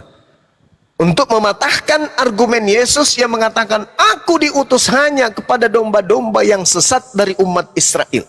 Matius 15 nomor 24. Al-Quran juga mengatakan itu. Wa isqala Isa bin Maryam, ya Bani Israel, inni rasulullahi ilaikum. Aku hanya diutus kepada kalian Bani Israel. Nah tolong tunjukkan pengakuan Yesus, aku diutus untuk kepada seluruh umat manusia. Ada? Pertanyaan saya untuk Bang Suma. Ini saya ya. sedang bertanya, saudara. Iya, iya. Ada tidak pengakuan Yesus dia diutus untuk seluruh umat manusia? Ada. Mana 70 Kan juta kata kali. Yesus begini ya. Ada. Yesus katakan, akulah jalan kebenaran dan hidup. Tidak seorang pun bisa sampai kepada Bapa kalau tidak melalui aku. Itu kan cakupan pengajaran Yesus itu untuk manusia Bani Israel atau seluruh umat manusia? ya untuk semua manusia Nah, lah. inilah kesalahan Anda. Ketika Yesus mengatakan berada dalam aule itu di dalam kota Yudea atau kota Nazaret, atau kota atau halaman Yerusalem, dia mengatakan aule. Ada juga orang domba di dalam, ada domba di luar. Yesus sedang mengajar nih, akulah jalan, akulah kebenaran, akulah hidup. Tidak ada yang sampai kepada Bapa kalau tidak melalui aku. Ini ucapan Yesus kepada Bani Israel yang terbagi dua. Ada yang percaya Yesus, ada yang menolak Yesus. Ucapan Yesus ini hanya untuk Bani Israel, bukan untuk ente. Lagi-lagi Yesus sedang main kelereng dengan murid-muridnya. Anda lewat naik sepeda lagi, cekut. Yesus mengatakan, stop, berhenti main kelereng. Dengarkan, tidak ada yang sampai kepada Bapa tanpa melalui aku. Anda nguping, tiba-tiba ikut-ikutan ente merasa. Tak ada yang kayak begitu, Bung. Yesus dia mengatakan, aku diutus hanya kepada domba yang sesat dari umat Israel. Sejak kapan ente jadi umat Israel? Jadi begini Bang Suma, kan dia diutus untuk Israel yang di rantau itu, yang sisa itu. Sedangkan saya sedang bersama-sama di seluruh dunia ini. Kita ini jumlahnya hampir 40.000. Dan orang Israel yang bersama-sama dengan kami tidak mengajarkan kami untuk ke Israel lagi, karena mereka katakan Israel yang di Yerusalem yang diperebutkan sekarang hanya duplikat dari aslinya. Jadi orang-orang Yahudi yang tergabung dengan kami Advent ini mengajarkan kami untuk memelihara hari Sabat, dan mereka katakan tidak perlu lagi kita kembali ke negara asalnya sebagai suatu bangsa. Dia katakan yang diperlukan Allah itu adalah Israel rohani. Mati meja. Yang memelihara itu. Mati meja. Yeremia 23 Anda tabrak kalau begitu. Saya bacakan dalilnya ya. Allah akan mengumpulkan semua Bani Israel yang bersera. Dengarkan. Celakalah para gembala yang membiarkan kambing domba gembalaku hilang dan tersera. Demikianlah firman Elohim. Dengarkan. Sebab itu beginilah firman Tuhan. Tuhan Israel terhadap para gembala yang mengembalakan bangsaku.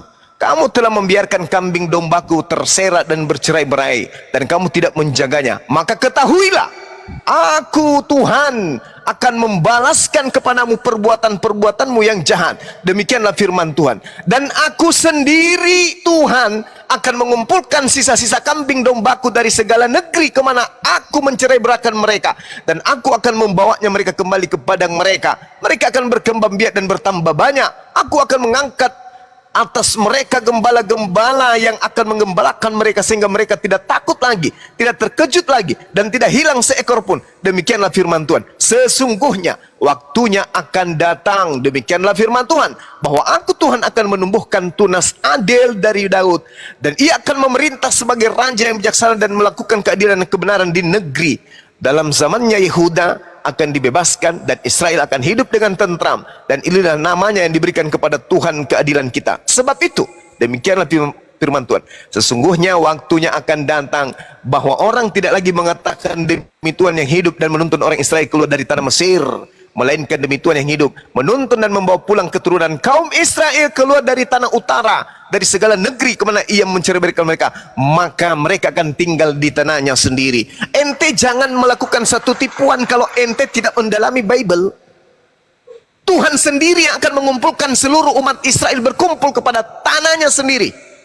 Jangan Anda mengatakan itu hanya duplikat. Yang duplikat itu adalah Israel rohani. Apa-apaan Israel rohani? Kasih ketemu saya dengan orang Yahudi yang mengatakan itu. Ini kitabnya sendiri yang mengatakan, aku sendiri Tuhan dari utara dan dari segala penjuru negeri kemana ia telah menceraikan mereka, maka mereka akan tinggal di tanahnya sendiri. Mereka akan dikumpulkan. Pada saat itulah Kristen akan gigit jari, gigit kaki, gigit kepala, dan gigit lidah sendiri. Kenapa? Karena orang-orang yang tidak bersunat tidak boleh hidup bersama dengan orang-orang Yahudi di dalam tanah yang sudah dijanjikan Tuhan kepada mereka. Yesaya 52 nomor 1. Orang-orang yang tidak bersunat tidak boleh masuk ke dalam kota Yerusalem. Yehezkiel 44 nomor 9. Orang yang tidak bersunat tidak boleh masuk ke rumah ibadahnya orang Israel. Bahkan di dalam Wahyu 21 nomor 27, orang-orang tidak bersunat haram hukumnya masuk ke dalam surga. Gimana ceritanya? Ya. Gini Kak ya. Di waktu Yerusalem dibangun itu, raja kan melihat yang diperlihatkan Tuhan, buatlah kota seperti ini, karena memang aslinya ada diperlihatkan yang dari surga itu, dan itu pun di kitab Wahyu disediakan untuk orang-orang yang akan diselamatkan, yaitu Yerusalem baru itu. Jadi berbicara soal kota Yerusalem yang asli itu memang ada disediakan Tuhan untuk orang-orang yang akan diselamatkan. Itu kan di kitab Wahyu ada dijelaskan ukurannya, ya luasnya berapa. Karena bukan lagi berbicara Israel yang akan musnah nanti pada hari kiamat. Ini berbicara Yerusalem, ya kota Yerusalem yang akan ditinggali oleh orang-orang yang akan diselamatkan. Bukan kota Yerusalem yang diperebutkan sekarang. Itu hanya Yerusalem di dunia, ya. Tetapi yang aslinya Tuhan sediakan untuk mereka yang akan diselamatkan. Baca kitab Wahyu itu seperti apa Yerusalem. Wahyu itu apa? Itu kitab mimpi, Bang. Dan Yesus tidak pernah datang ke sana. Inilah semua yang dikatakan oleh Yesus. Aku akan pergi, dan yang datang setelahku adalah seorang manusia penghibur. Jadi yang datang kepada Markus di Pulau Patmos itu bukan Yesus. Pahamilah itu dulu. Itu berat itu. Itu Paulus dan in the gang masih di kursi pesakitan. Ini kita berbicara dulu tentang Bani Israel, Taurat dan pengikut-pengikutnya. Apa yang saya terangkan di Yeremia 23, belum saya masuk ke Yeremia 50, belum lagi masuk saya ke dalam Yeremia 17 dan seterusnya. Belum saya masuk ke dalam Yeremia 9, membahas tentang bagaimana Tuhan memperlakukan kemudian Bani Israel. Ente, anak, bukan orang Israel. Tapi bedanya antara saya dengan saudara ngaku-ngaku Israel. Saya tidak. Saya mendudukkan pengajaran Yesus pada pondasi yang sebenarnya. Aku diutus hanya kepada domba. Domba itu apa? Domba itu Bani Yakub. Di mana dalilnya? Yeremia 50:17. Domba Israel adalah domba. Bani Yakub adalah domba. Di luar daripada itu guguk. Kalau Anda tidak percaya, coba Anda baca Matius 24. Bagaimana seorang wanita yang begitu percaya kepada Yesus sampai Yesus mengatakan, besar imanmu ibu, jadilah seperti apa yang kau inginkan. Tapi status guguknya nggak berubah, jadi domba. Yesus mengatakan tidak patut memberikan makanan kepada anjing. Wanita tersebut mengatakan, betul Yesus, memang betul. Kami memang anjing, tidak patut yang diberikan roti. Tapi bukankah anjing makan sampah yang jatuh dari meja tuannya? Yesus kaget. Apa kata Yesus? Wow, benar imanmu, besar imanmu. jadilah seperti apa yang engkau ingin. Artinya Yesus mengiyakan kalau di luar Yahudi itu adalah undoing. Kalau orang yang bertemu Yesus aja langsung, percaya kepada Yesus langsung, bahkan berdialog langsung dengan Yesus, Yesus kasih stempel di jidatnya sebagai undoing, apalagi ente, kawan. La haula wala quwata illa billah. Begini Bang, Kecuali kita Anda ini ingin memang- mengatakan kami ini adalah anjing-anjingnya Yesus, ya bisa jadi. Nah sekarang terserah ada Anda nggak keselamatan bagi demikian. anjing? Kan nggak ada. Yang ada hanya Tapi begini, domba. Pak. Ya, ada perumpamaan Tuhan Yesus. Kita memang ini bukan inti ya. Kita ini hanya dicangkokkan, ditambahkan kepada Bang Timi kaum jadi Israel. cangkuk misalnya. Kita Lah, ini kalau di mana kita itu ada ini cangkokan adalah tertulis, Bang? tugas 12 murid Yesus itu untuk mengabarkan siapa Yesus dan bagaimana kabar kerajaan Allah ke seluruh dunia lewat 12 murid Yesus ini. Ya, oke. Jadi setelah mereka Oke. terima roh hujan awal ya, Roh Kudus dicurahkan, mereka bisa berbahasa lain sehingga seluruh dunia bisa mengenal siapa Yesus sebagai utusan itu, kalau bukan Oke. karena 12 murid Yesus. Oke, Jadi tolong- untuk kita juga tolong- bukan hanya untuk Israel. Tolong Anda bantah pengakuan Yesus di dalam Matius 10 nomor 5 dan 6. Yesus berpesan kepada ke-12 muridnya, jangan ke bangsa lain, tetapi pergilah kepada pergilah kepada domba-dombaku dari umat Israel. Mana dalil yang bisa Anda gunakan untuk mematahkan argumentasi Yesus ini? Pergilah, Jadikanlah semua bangsa muridku. bangsa yang dimaksud bangsa apa saja?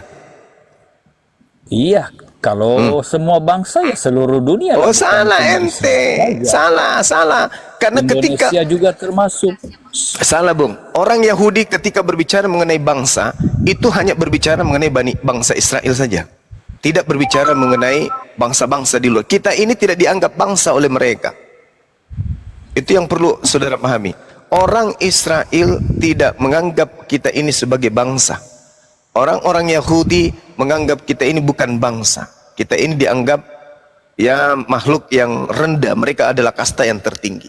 Jadi bangsa yang dimaksud oleh Israel oleh Yesus di situ adalah bangsa dari 12 suku bangsa Israel saja, bukan kita. Jangan Anda kepedean. Coba Anda baca Yosua 10 nomor 21. Baca kemudian kitab itu untuk Anda menyadari bahwa bangsa yang dimaksud ketika orang Yahudi berbicara bangsa ternyata itu hanya berlaku bagi mereka Bani Yakub saja.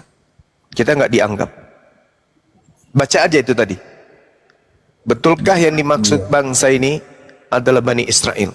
Di dalam kitab Maliaki 3 nomor 9, wahai seluruh bangsa. Nah, itu bukan berarti seluruh bangsa, karena kenapa? Di situ berbicara mengenai persembahan perpuluhan. Apakah seluruh bangsa mempersembahkan perpuluhan? Tidak. Yang ada hanya bangsa Lewi. 11 suku yang harus membayar kepada suku Lewi. Sehingga Tuhan menyuruh wahai seluruh bangsa. Maksudnya wahai seluruh 12 suku bangsa, ketahuilah oleh kalian bahwa perpuluhan itu hanya milik kepunyaan suku Lewi aja. Di dalam 2 Raja-Raja 17:41, demikianlah bangsa-bangsa ini. Bangsa-bangsa yang dimaksud di sini adalah suku-suku Israel. Lalu kemudian Yosua 24 nomor 2. Yesus berkata di situ dikatakan Yosua berkata kepada seluruh bangsa itu. Seluruh bangsa itu. Yosua berkata kepada seluruh bangsa itu. Apakah berarti seluruh bangsa di sana ada seluruh umat manusia? Tidak. Yang dimaksud di sini adalah bangsa Israel saja. Jadi kita jangan mengaku kalau dikatakan bangsa itu berarti kita. Tidak. Tidak. Yang dimaksud bangsa oleh Israel itu adalah hanya 12 suku bangsa mereka. Iya, yaitu terserah pemahaman Anda demikian, tetapi bagi saya sebagai orang yang percaya karena membaca dan mendengarkan kesaksian-kesaksian dari Injil ini ya, saya percaya saja bahwa itu untuk semua manusia. Kalau untuk Anda sendiri menganggap untuk Israel saja, terserah, itu pemahaman Anda. Kalau saya yakin ya, saya percaya bahwa Tuhan itu, Yesus itu untuk semua manusia, bukan cuma untuk Israel saja. Begitu. Mana dalilnya? Ada banyak ayatnya, banyak. Silakan, ayatnya kok. silakan tunjukkan ke saya. Cuman saya ke kitab Wahyu aja ya. yang Waduh. saya sebutkan tadi ya.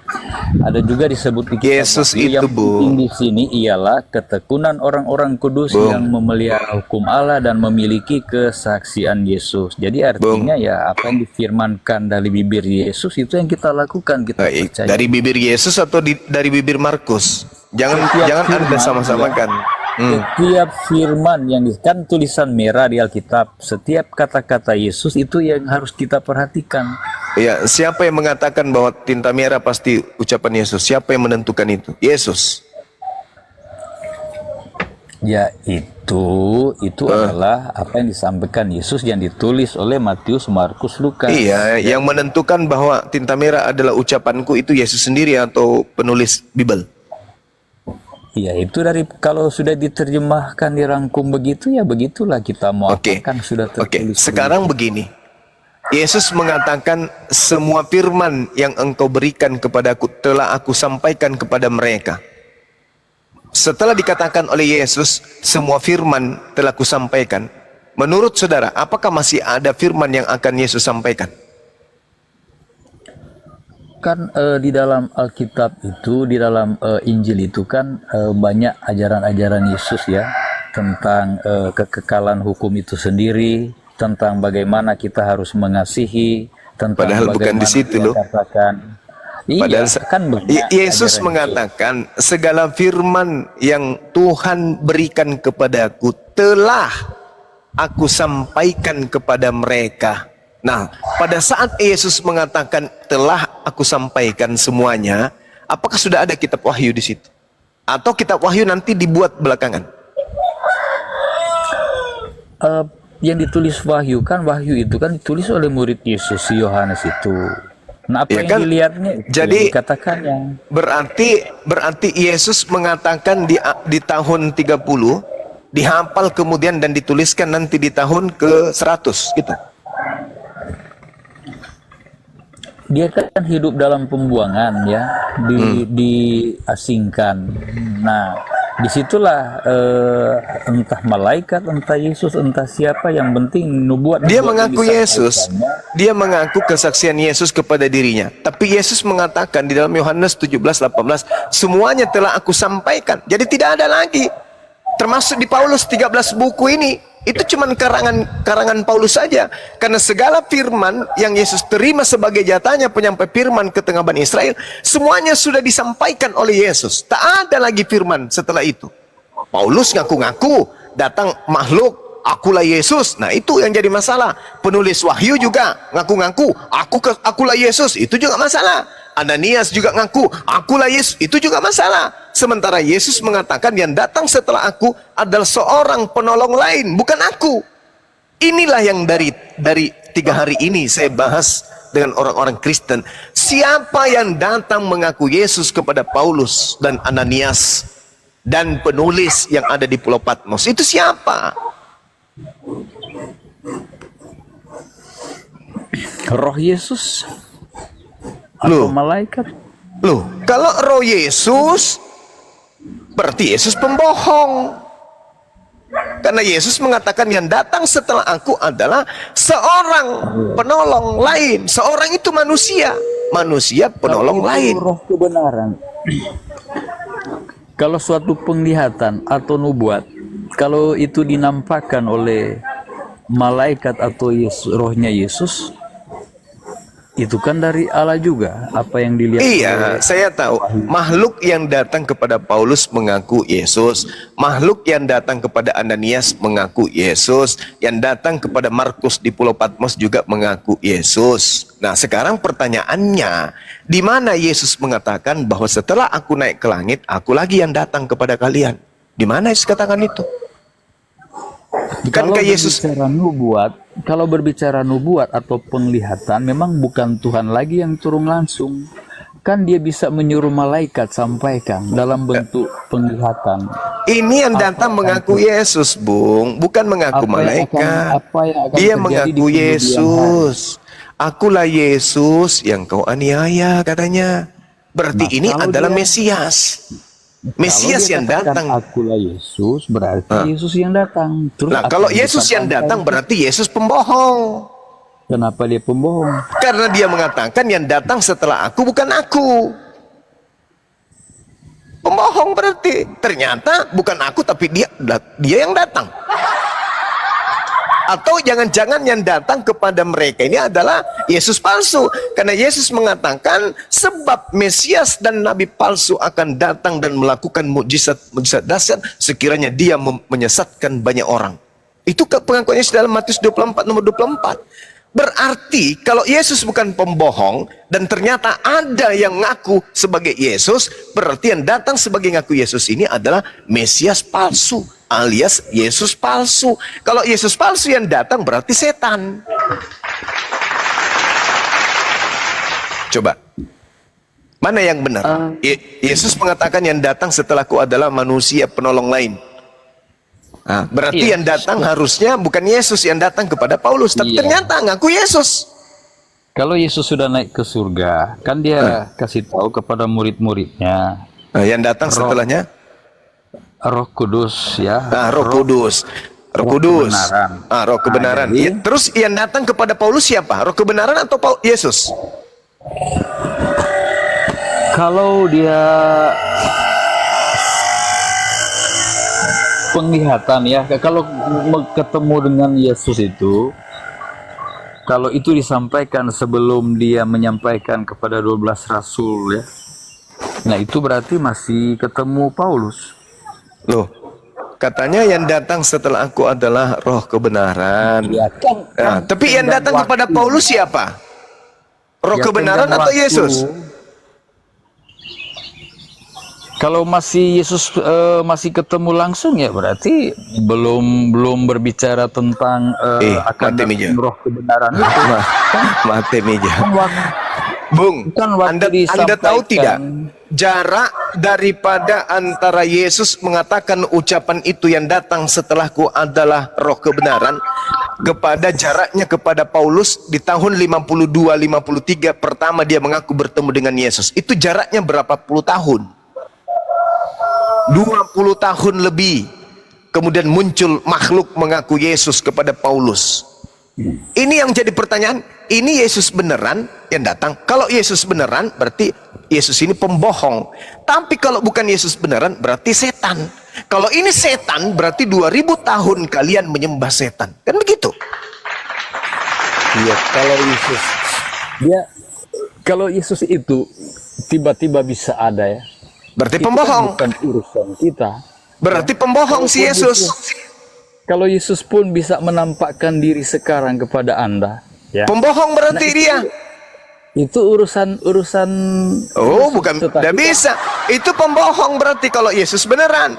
Tapi kalau bukan Yesus beneran, maka benarlah yang Yesus katakan bahwa akan datang Yesus palsu. Dan Yesus mengatakan di ayat 26-nya, camkanlah aku telah mengatakannya kepadamu. Apabila ada orang berkata bertemu dengan aku Yesus, jangan kau percaya. Sebab kedatanganku nanti ditandai dengan cahaya yang bersinar dari timur sampai ke barat. Dan lihat di dalam Kisah Para Rasul 1 nomor 11. Yesus akan datang sebagaimana dia naik ke langit, begitu juga dia datang untuk yang kedua kalinya. Berarti dia datang dengan jasadnya, bukan dengan hanya suara. Akulah Yesus yang kau aniaya. Bukan dengan kayak begitu. Berarti yang datang kepada Paulus ini bukan Yesus, tapi Yesus palsu. Siapa yang bisa menyerupai Yesus palsu? Hanya iblis. Makanya Yesus mengatakan dalam Yohanes 8:44, iblislah yang menjadi bapakmu. Paulus setelah kedatangan setelah kedatangan makhluk yang mengaku Yesus, Paulus seketika dengan sombongnya mengaku sebagai bapa. 1 Korintus 4 nomor 15, meskipun beribu-ribu malaikat datang kepadamu, kamu tidak akan memiliki seorang bapa, sebab akulah Paulus yang menjadi bapakmu di dalam Yesus Kristus. Hayo, berarti Paulus mengaku Tuhan. Karena Yesus hanya mengatakan Bapa ada di dalam aku ada di dalam Bapa, aku dan Bapa adalah satu. 1 Korintus 4 nomor 15 Paulus mengatakan, meskipun beribu-ribu malaikat Tidak akan ada bapakmu, sebab akulah Paulus yang menjadi bapakmu di dalam Yesus Kristus. Berarti Jadi- Paulus mengaku Tuhan. Makanya orang Kristen sekarang, apapun yang dilakukan pasti ajaran Paulus. Menyembah Yesus, ajaran Paulus. Ibadah minggu, ajaran Paulus. Ikut-ikut sebagai pengikut Paulus, ajaran pengikut Yesus, ajaran Paulus. Seperti Advent, ngaku-ngaku sebagai orang Yahudi rohani, gara-gara Paulus. Semua gara-gara Paulus. Tak ada lain selain Paulus. Pauluslah yang kemudian mengajak kalian kepada neraka. Itu faktanya. Tapi Itu faktanya. penulis Wahyu itu bukan Paulus, itu kan murid Yesus penulis Wahyu. Jadi Yang menulis kitab Wahyu itu Markus, murid daripada Petrus menurut tradisi Kristen. tidak demikian, pewahyu Kenapa adalah tidak? Yohanes. Oh, tidak Yohanes bisa. pewahyu. Tidak bisa Anda katakan itu adalah Yohanes. Kenapa? Yohanes itu adalah orang idiot. Sedangkan di Kisah Para Rasul 12 nomor 12, nama lain daripada Markus adalah Yohanes. Maka yang lebih tepat menulis di Pulau Patmos itu adalah Markus, yang nama lainnya adalah Yohanes. Kalau Yohanes anak Zebedeus murid Yesus, itu adalah orang buta huruf dan idiot. Baca Kisah Para Rasul 4 nomor 13. Kalaupun dua nama yang sama, tetapi kan nubuat ya yang dilihat akan terjadi di akhir zaman. Nah, sekarang tanda-tanda akhir zaman sudah mulai nampak ya, tentang Air ya, sudah mulai berubah jadi darah. Iya, belum. Ini kan persiapan perang. Tapi kan tanda-tanda zaman juga ditulis di Al-Quran ada, ya. Semua Jadi- yang dituliskan oleh Wahyu itu, saya pun bisa menuliskan. Semua tanda-tanda yang disebutkan di Wahyu, tanda-tanda akhir zaman itu, siapapun bisa menuliskan kayak begitu. Siapapun bisa. Dan ingat, Bu, ingat. Yesus mengatakan segala firman telah aku sampaikan kepada mereka. Berarti sudah tidak ada lagi jatah firman dari Yesus. Lalu jatah firman dari mana lagi yang ditulis oleh Markus di Pulau Patmos? Ya, nubuat ini dipercaya atau tidak terserah. Itu kan pilihan, ya. Ini yang menulis di Kalau Pulau saya Patmos sih- ini ilmu dari mana dia dapatkan? Itu ditulis Alkitab ini yang ditulis itu Dari mana? bukan juga manusia biasa kok yang menulis, pewahyu juga bukan manusia Iya, biasa. dari mana dia peroleh? Catatannya itu dari mana dia peroleh? Yaitu tanya ahli-ahli kitab, ya, tanya Dia mengaku menulisnya Iya. berdasarkan kesaksian Yesus. Berarti lagi-lagi Yesus yang datang ke Pulau Patmos. Kalau benar Yesus yang datang ke Pulau Patmos, berarti Yesus ini adalah manusia cap pembohong. Coba Anda baca di Wahyu kitab Jadi, Anda itu. Dia begini menerima yang tulisannya itu dia terima dari pewahyuan Yesus. Berarti dia pembohong Yesus ini. Begini Dia bilang- saja ya. Dia bilang dia tidak datang lagi. Yang datang setelahnya adalah seorang manusia penolong lain. Tapi buktinya dia menuliskan, Yohanes telah bersaksi tentang firman Elohim dan tentang kesaksian yang diberikan oleh Yesus kepadanya. Parah kali Yesus ini. Kau katakan kau naik ke langit dan yang datang kemudian adalah seorang manusia penolong lain. Tapi ternyata diam-diam kau datang ke Pulau Patmos. Nakal juga kau Yesus. Nakal juga kau. Kau bilang kau akan naik ke langit dan setelah aku naik yang datang adalah seorang penolong lain. Diam-diam kau ke Pulau Patmos. Ngapain ke sana? Kalau Berarti aku yang datang di Pulau Patmos itu bukan Yesus. Itu adalah Yesus palsu.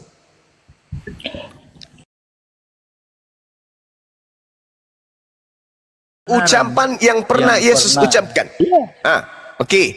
Di mana Yesus pernah mengucapkan bahwa siapa yang menuhankan Yesus akan selamat? Di mana Yesus ucapkan itu?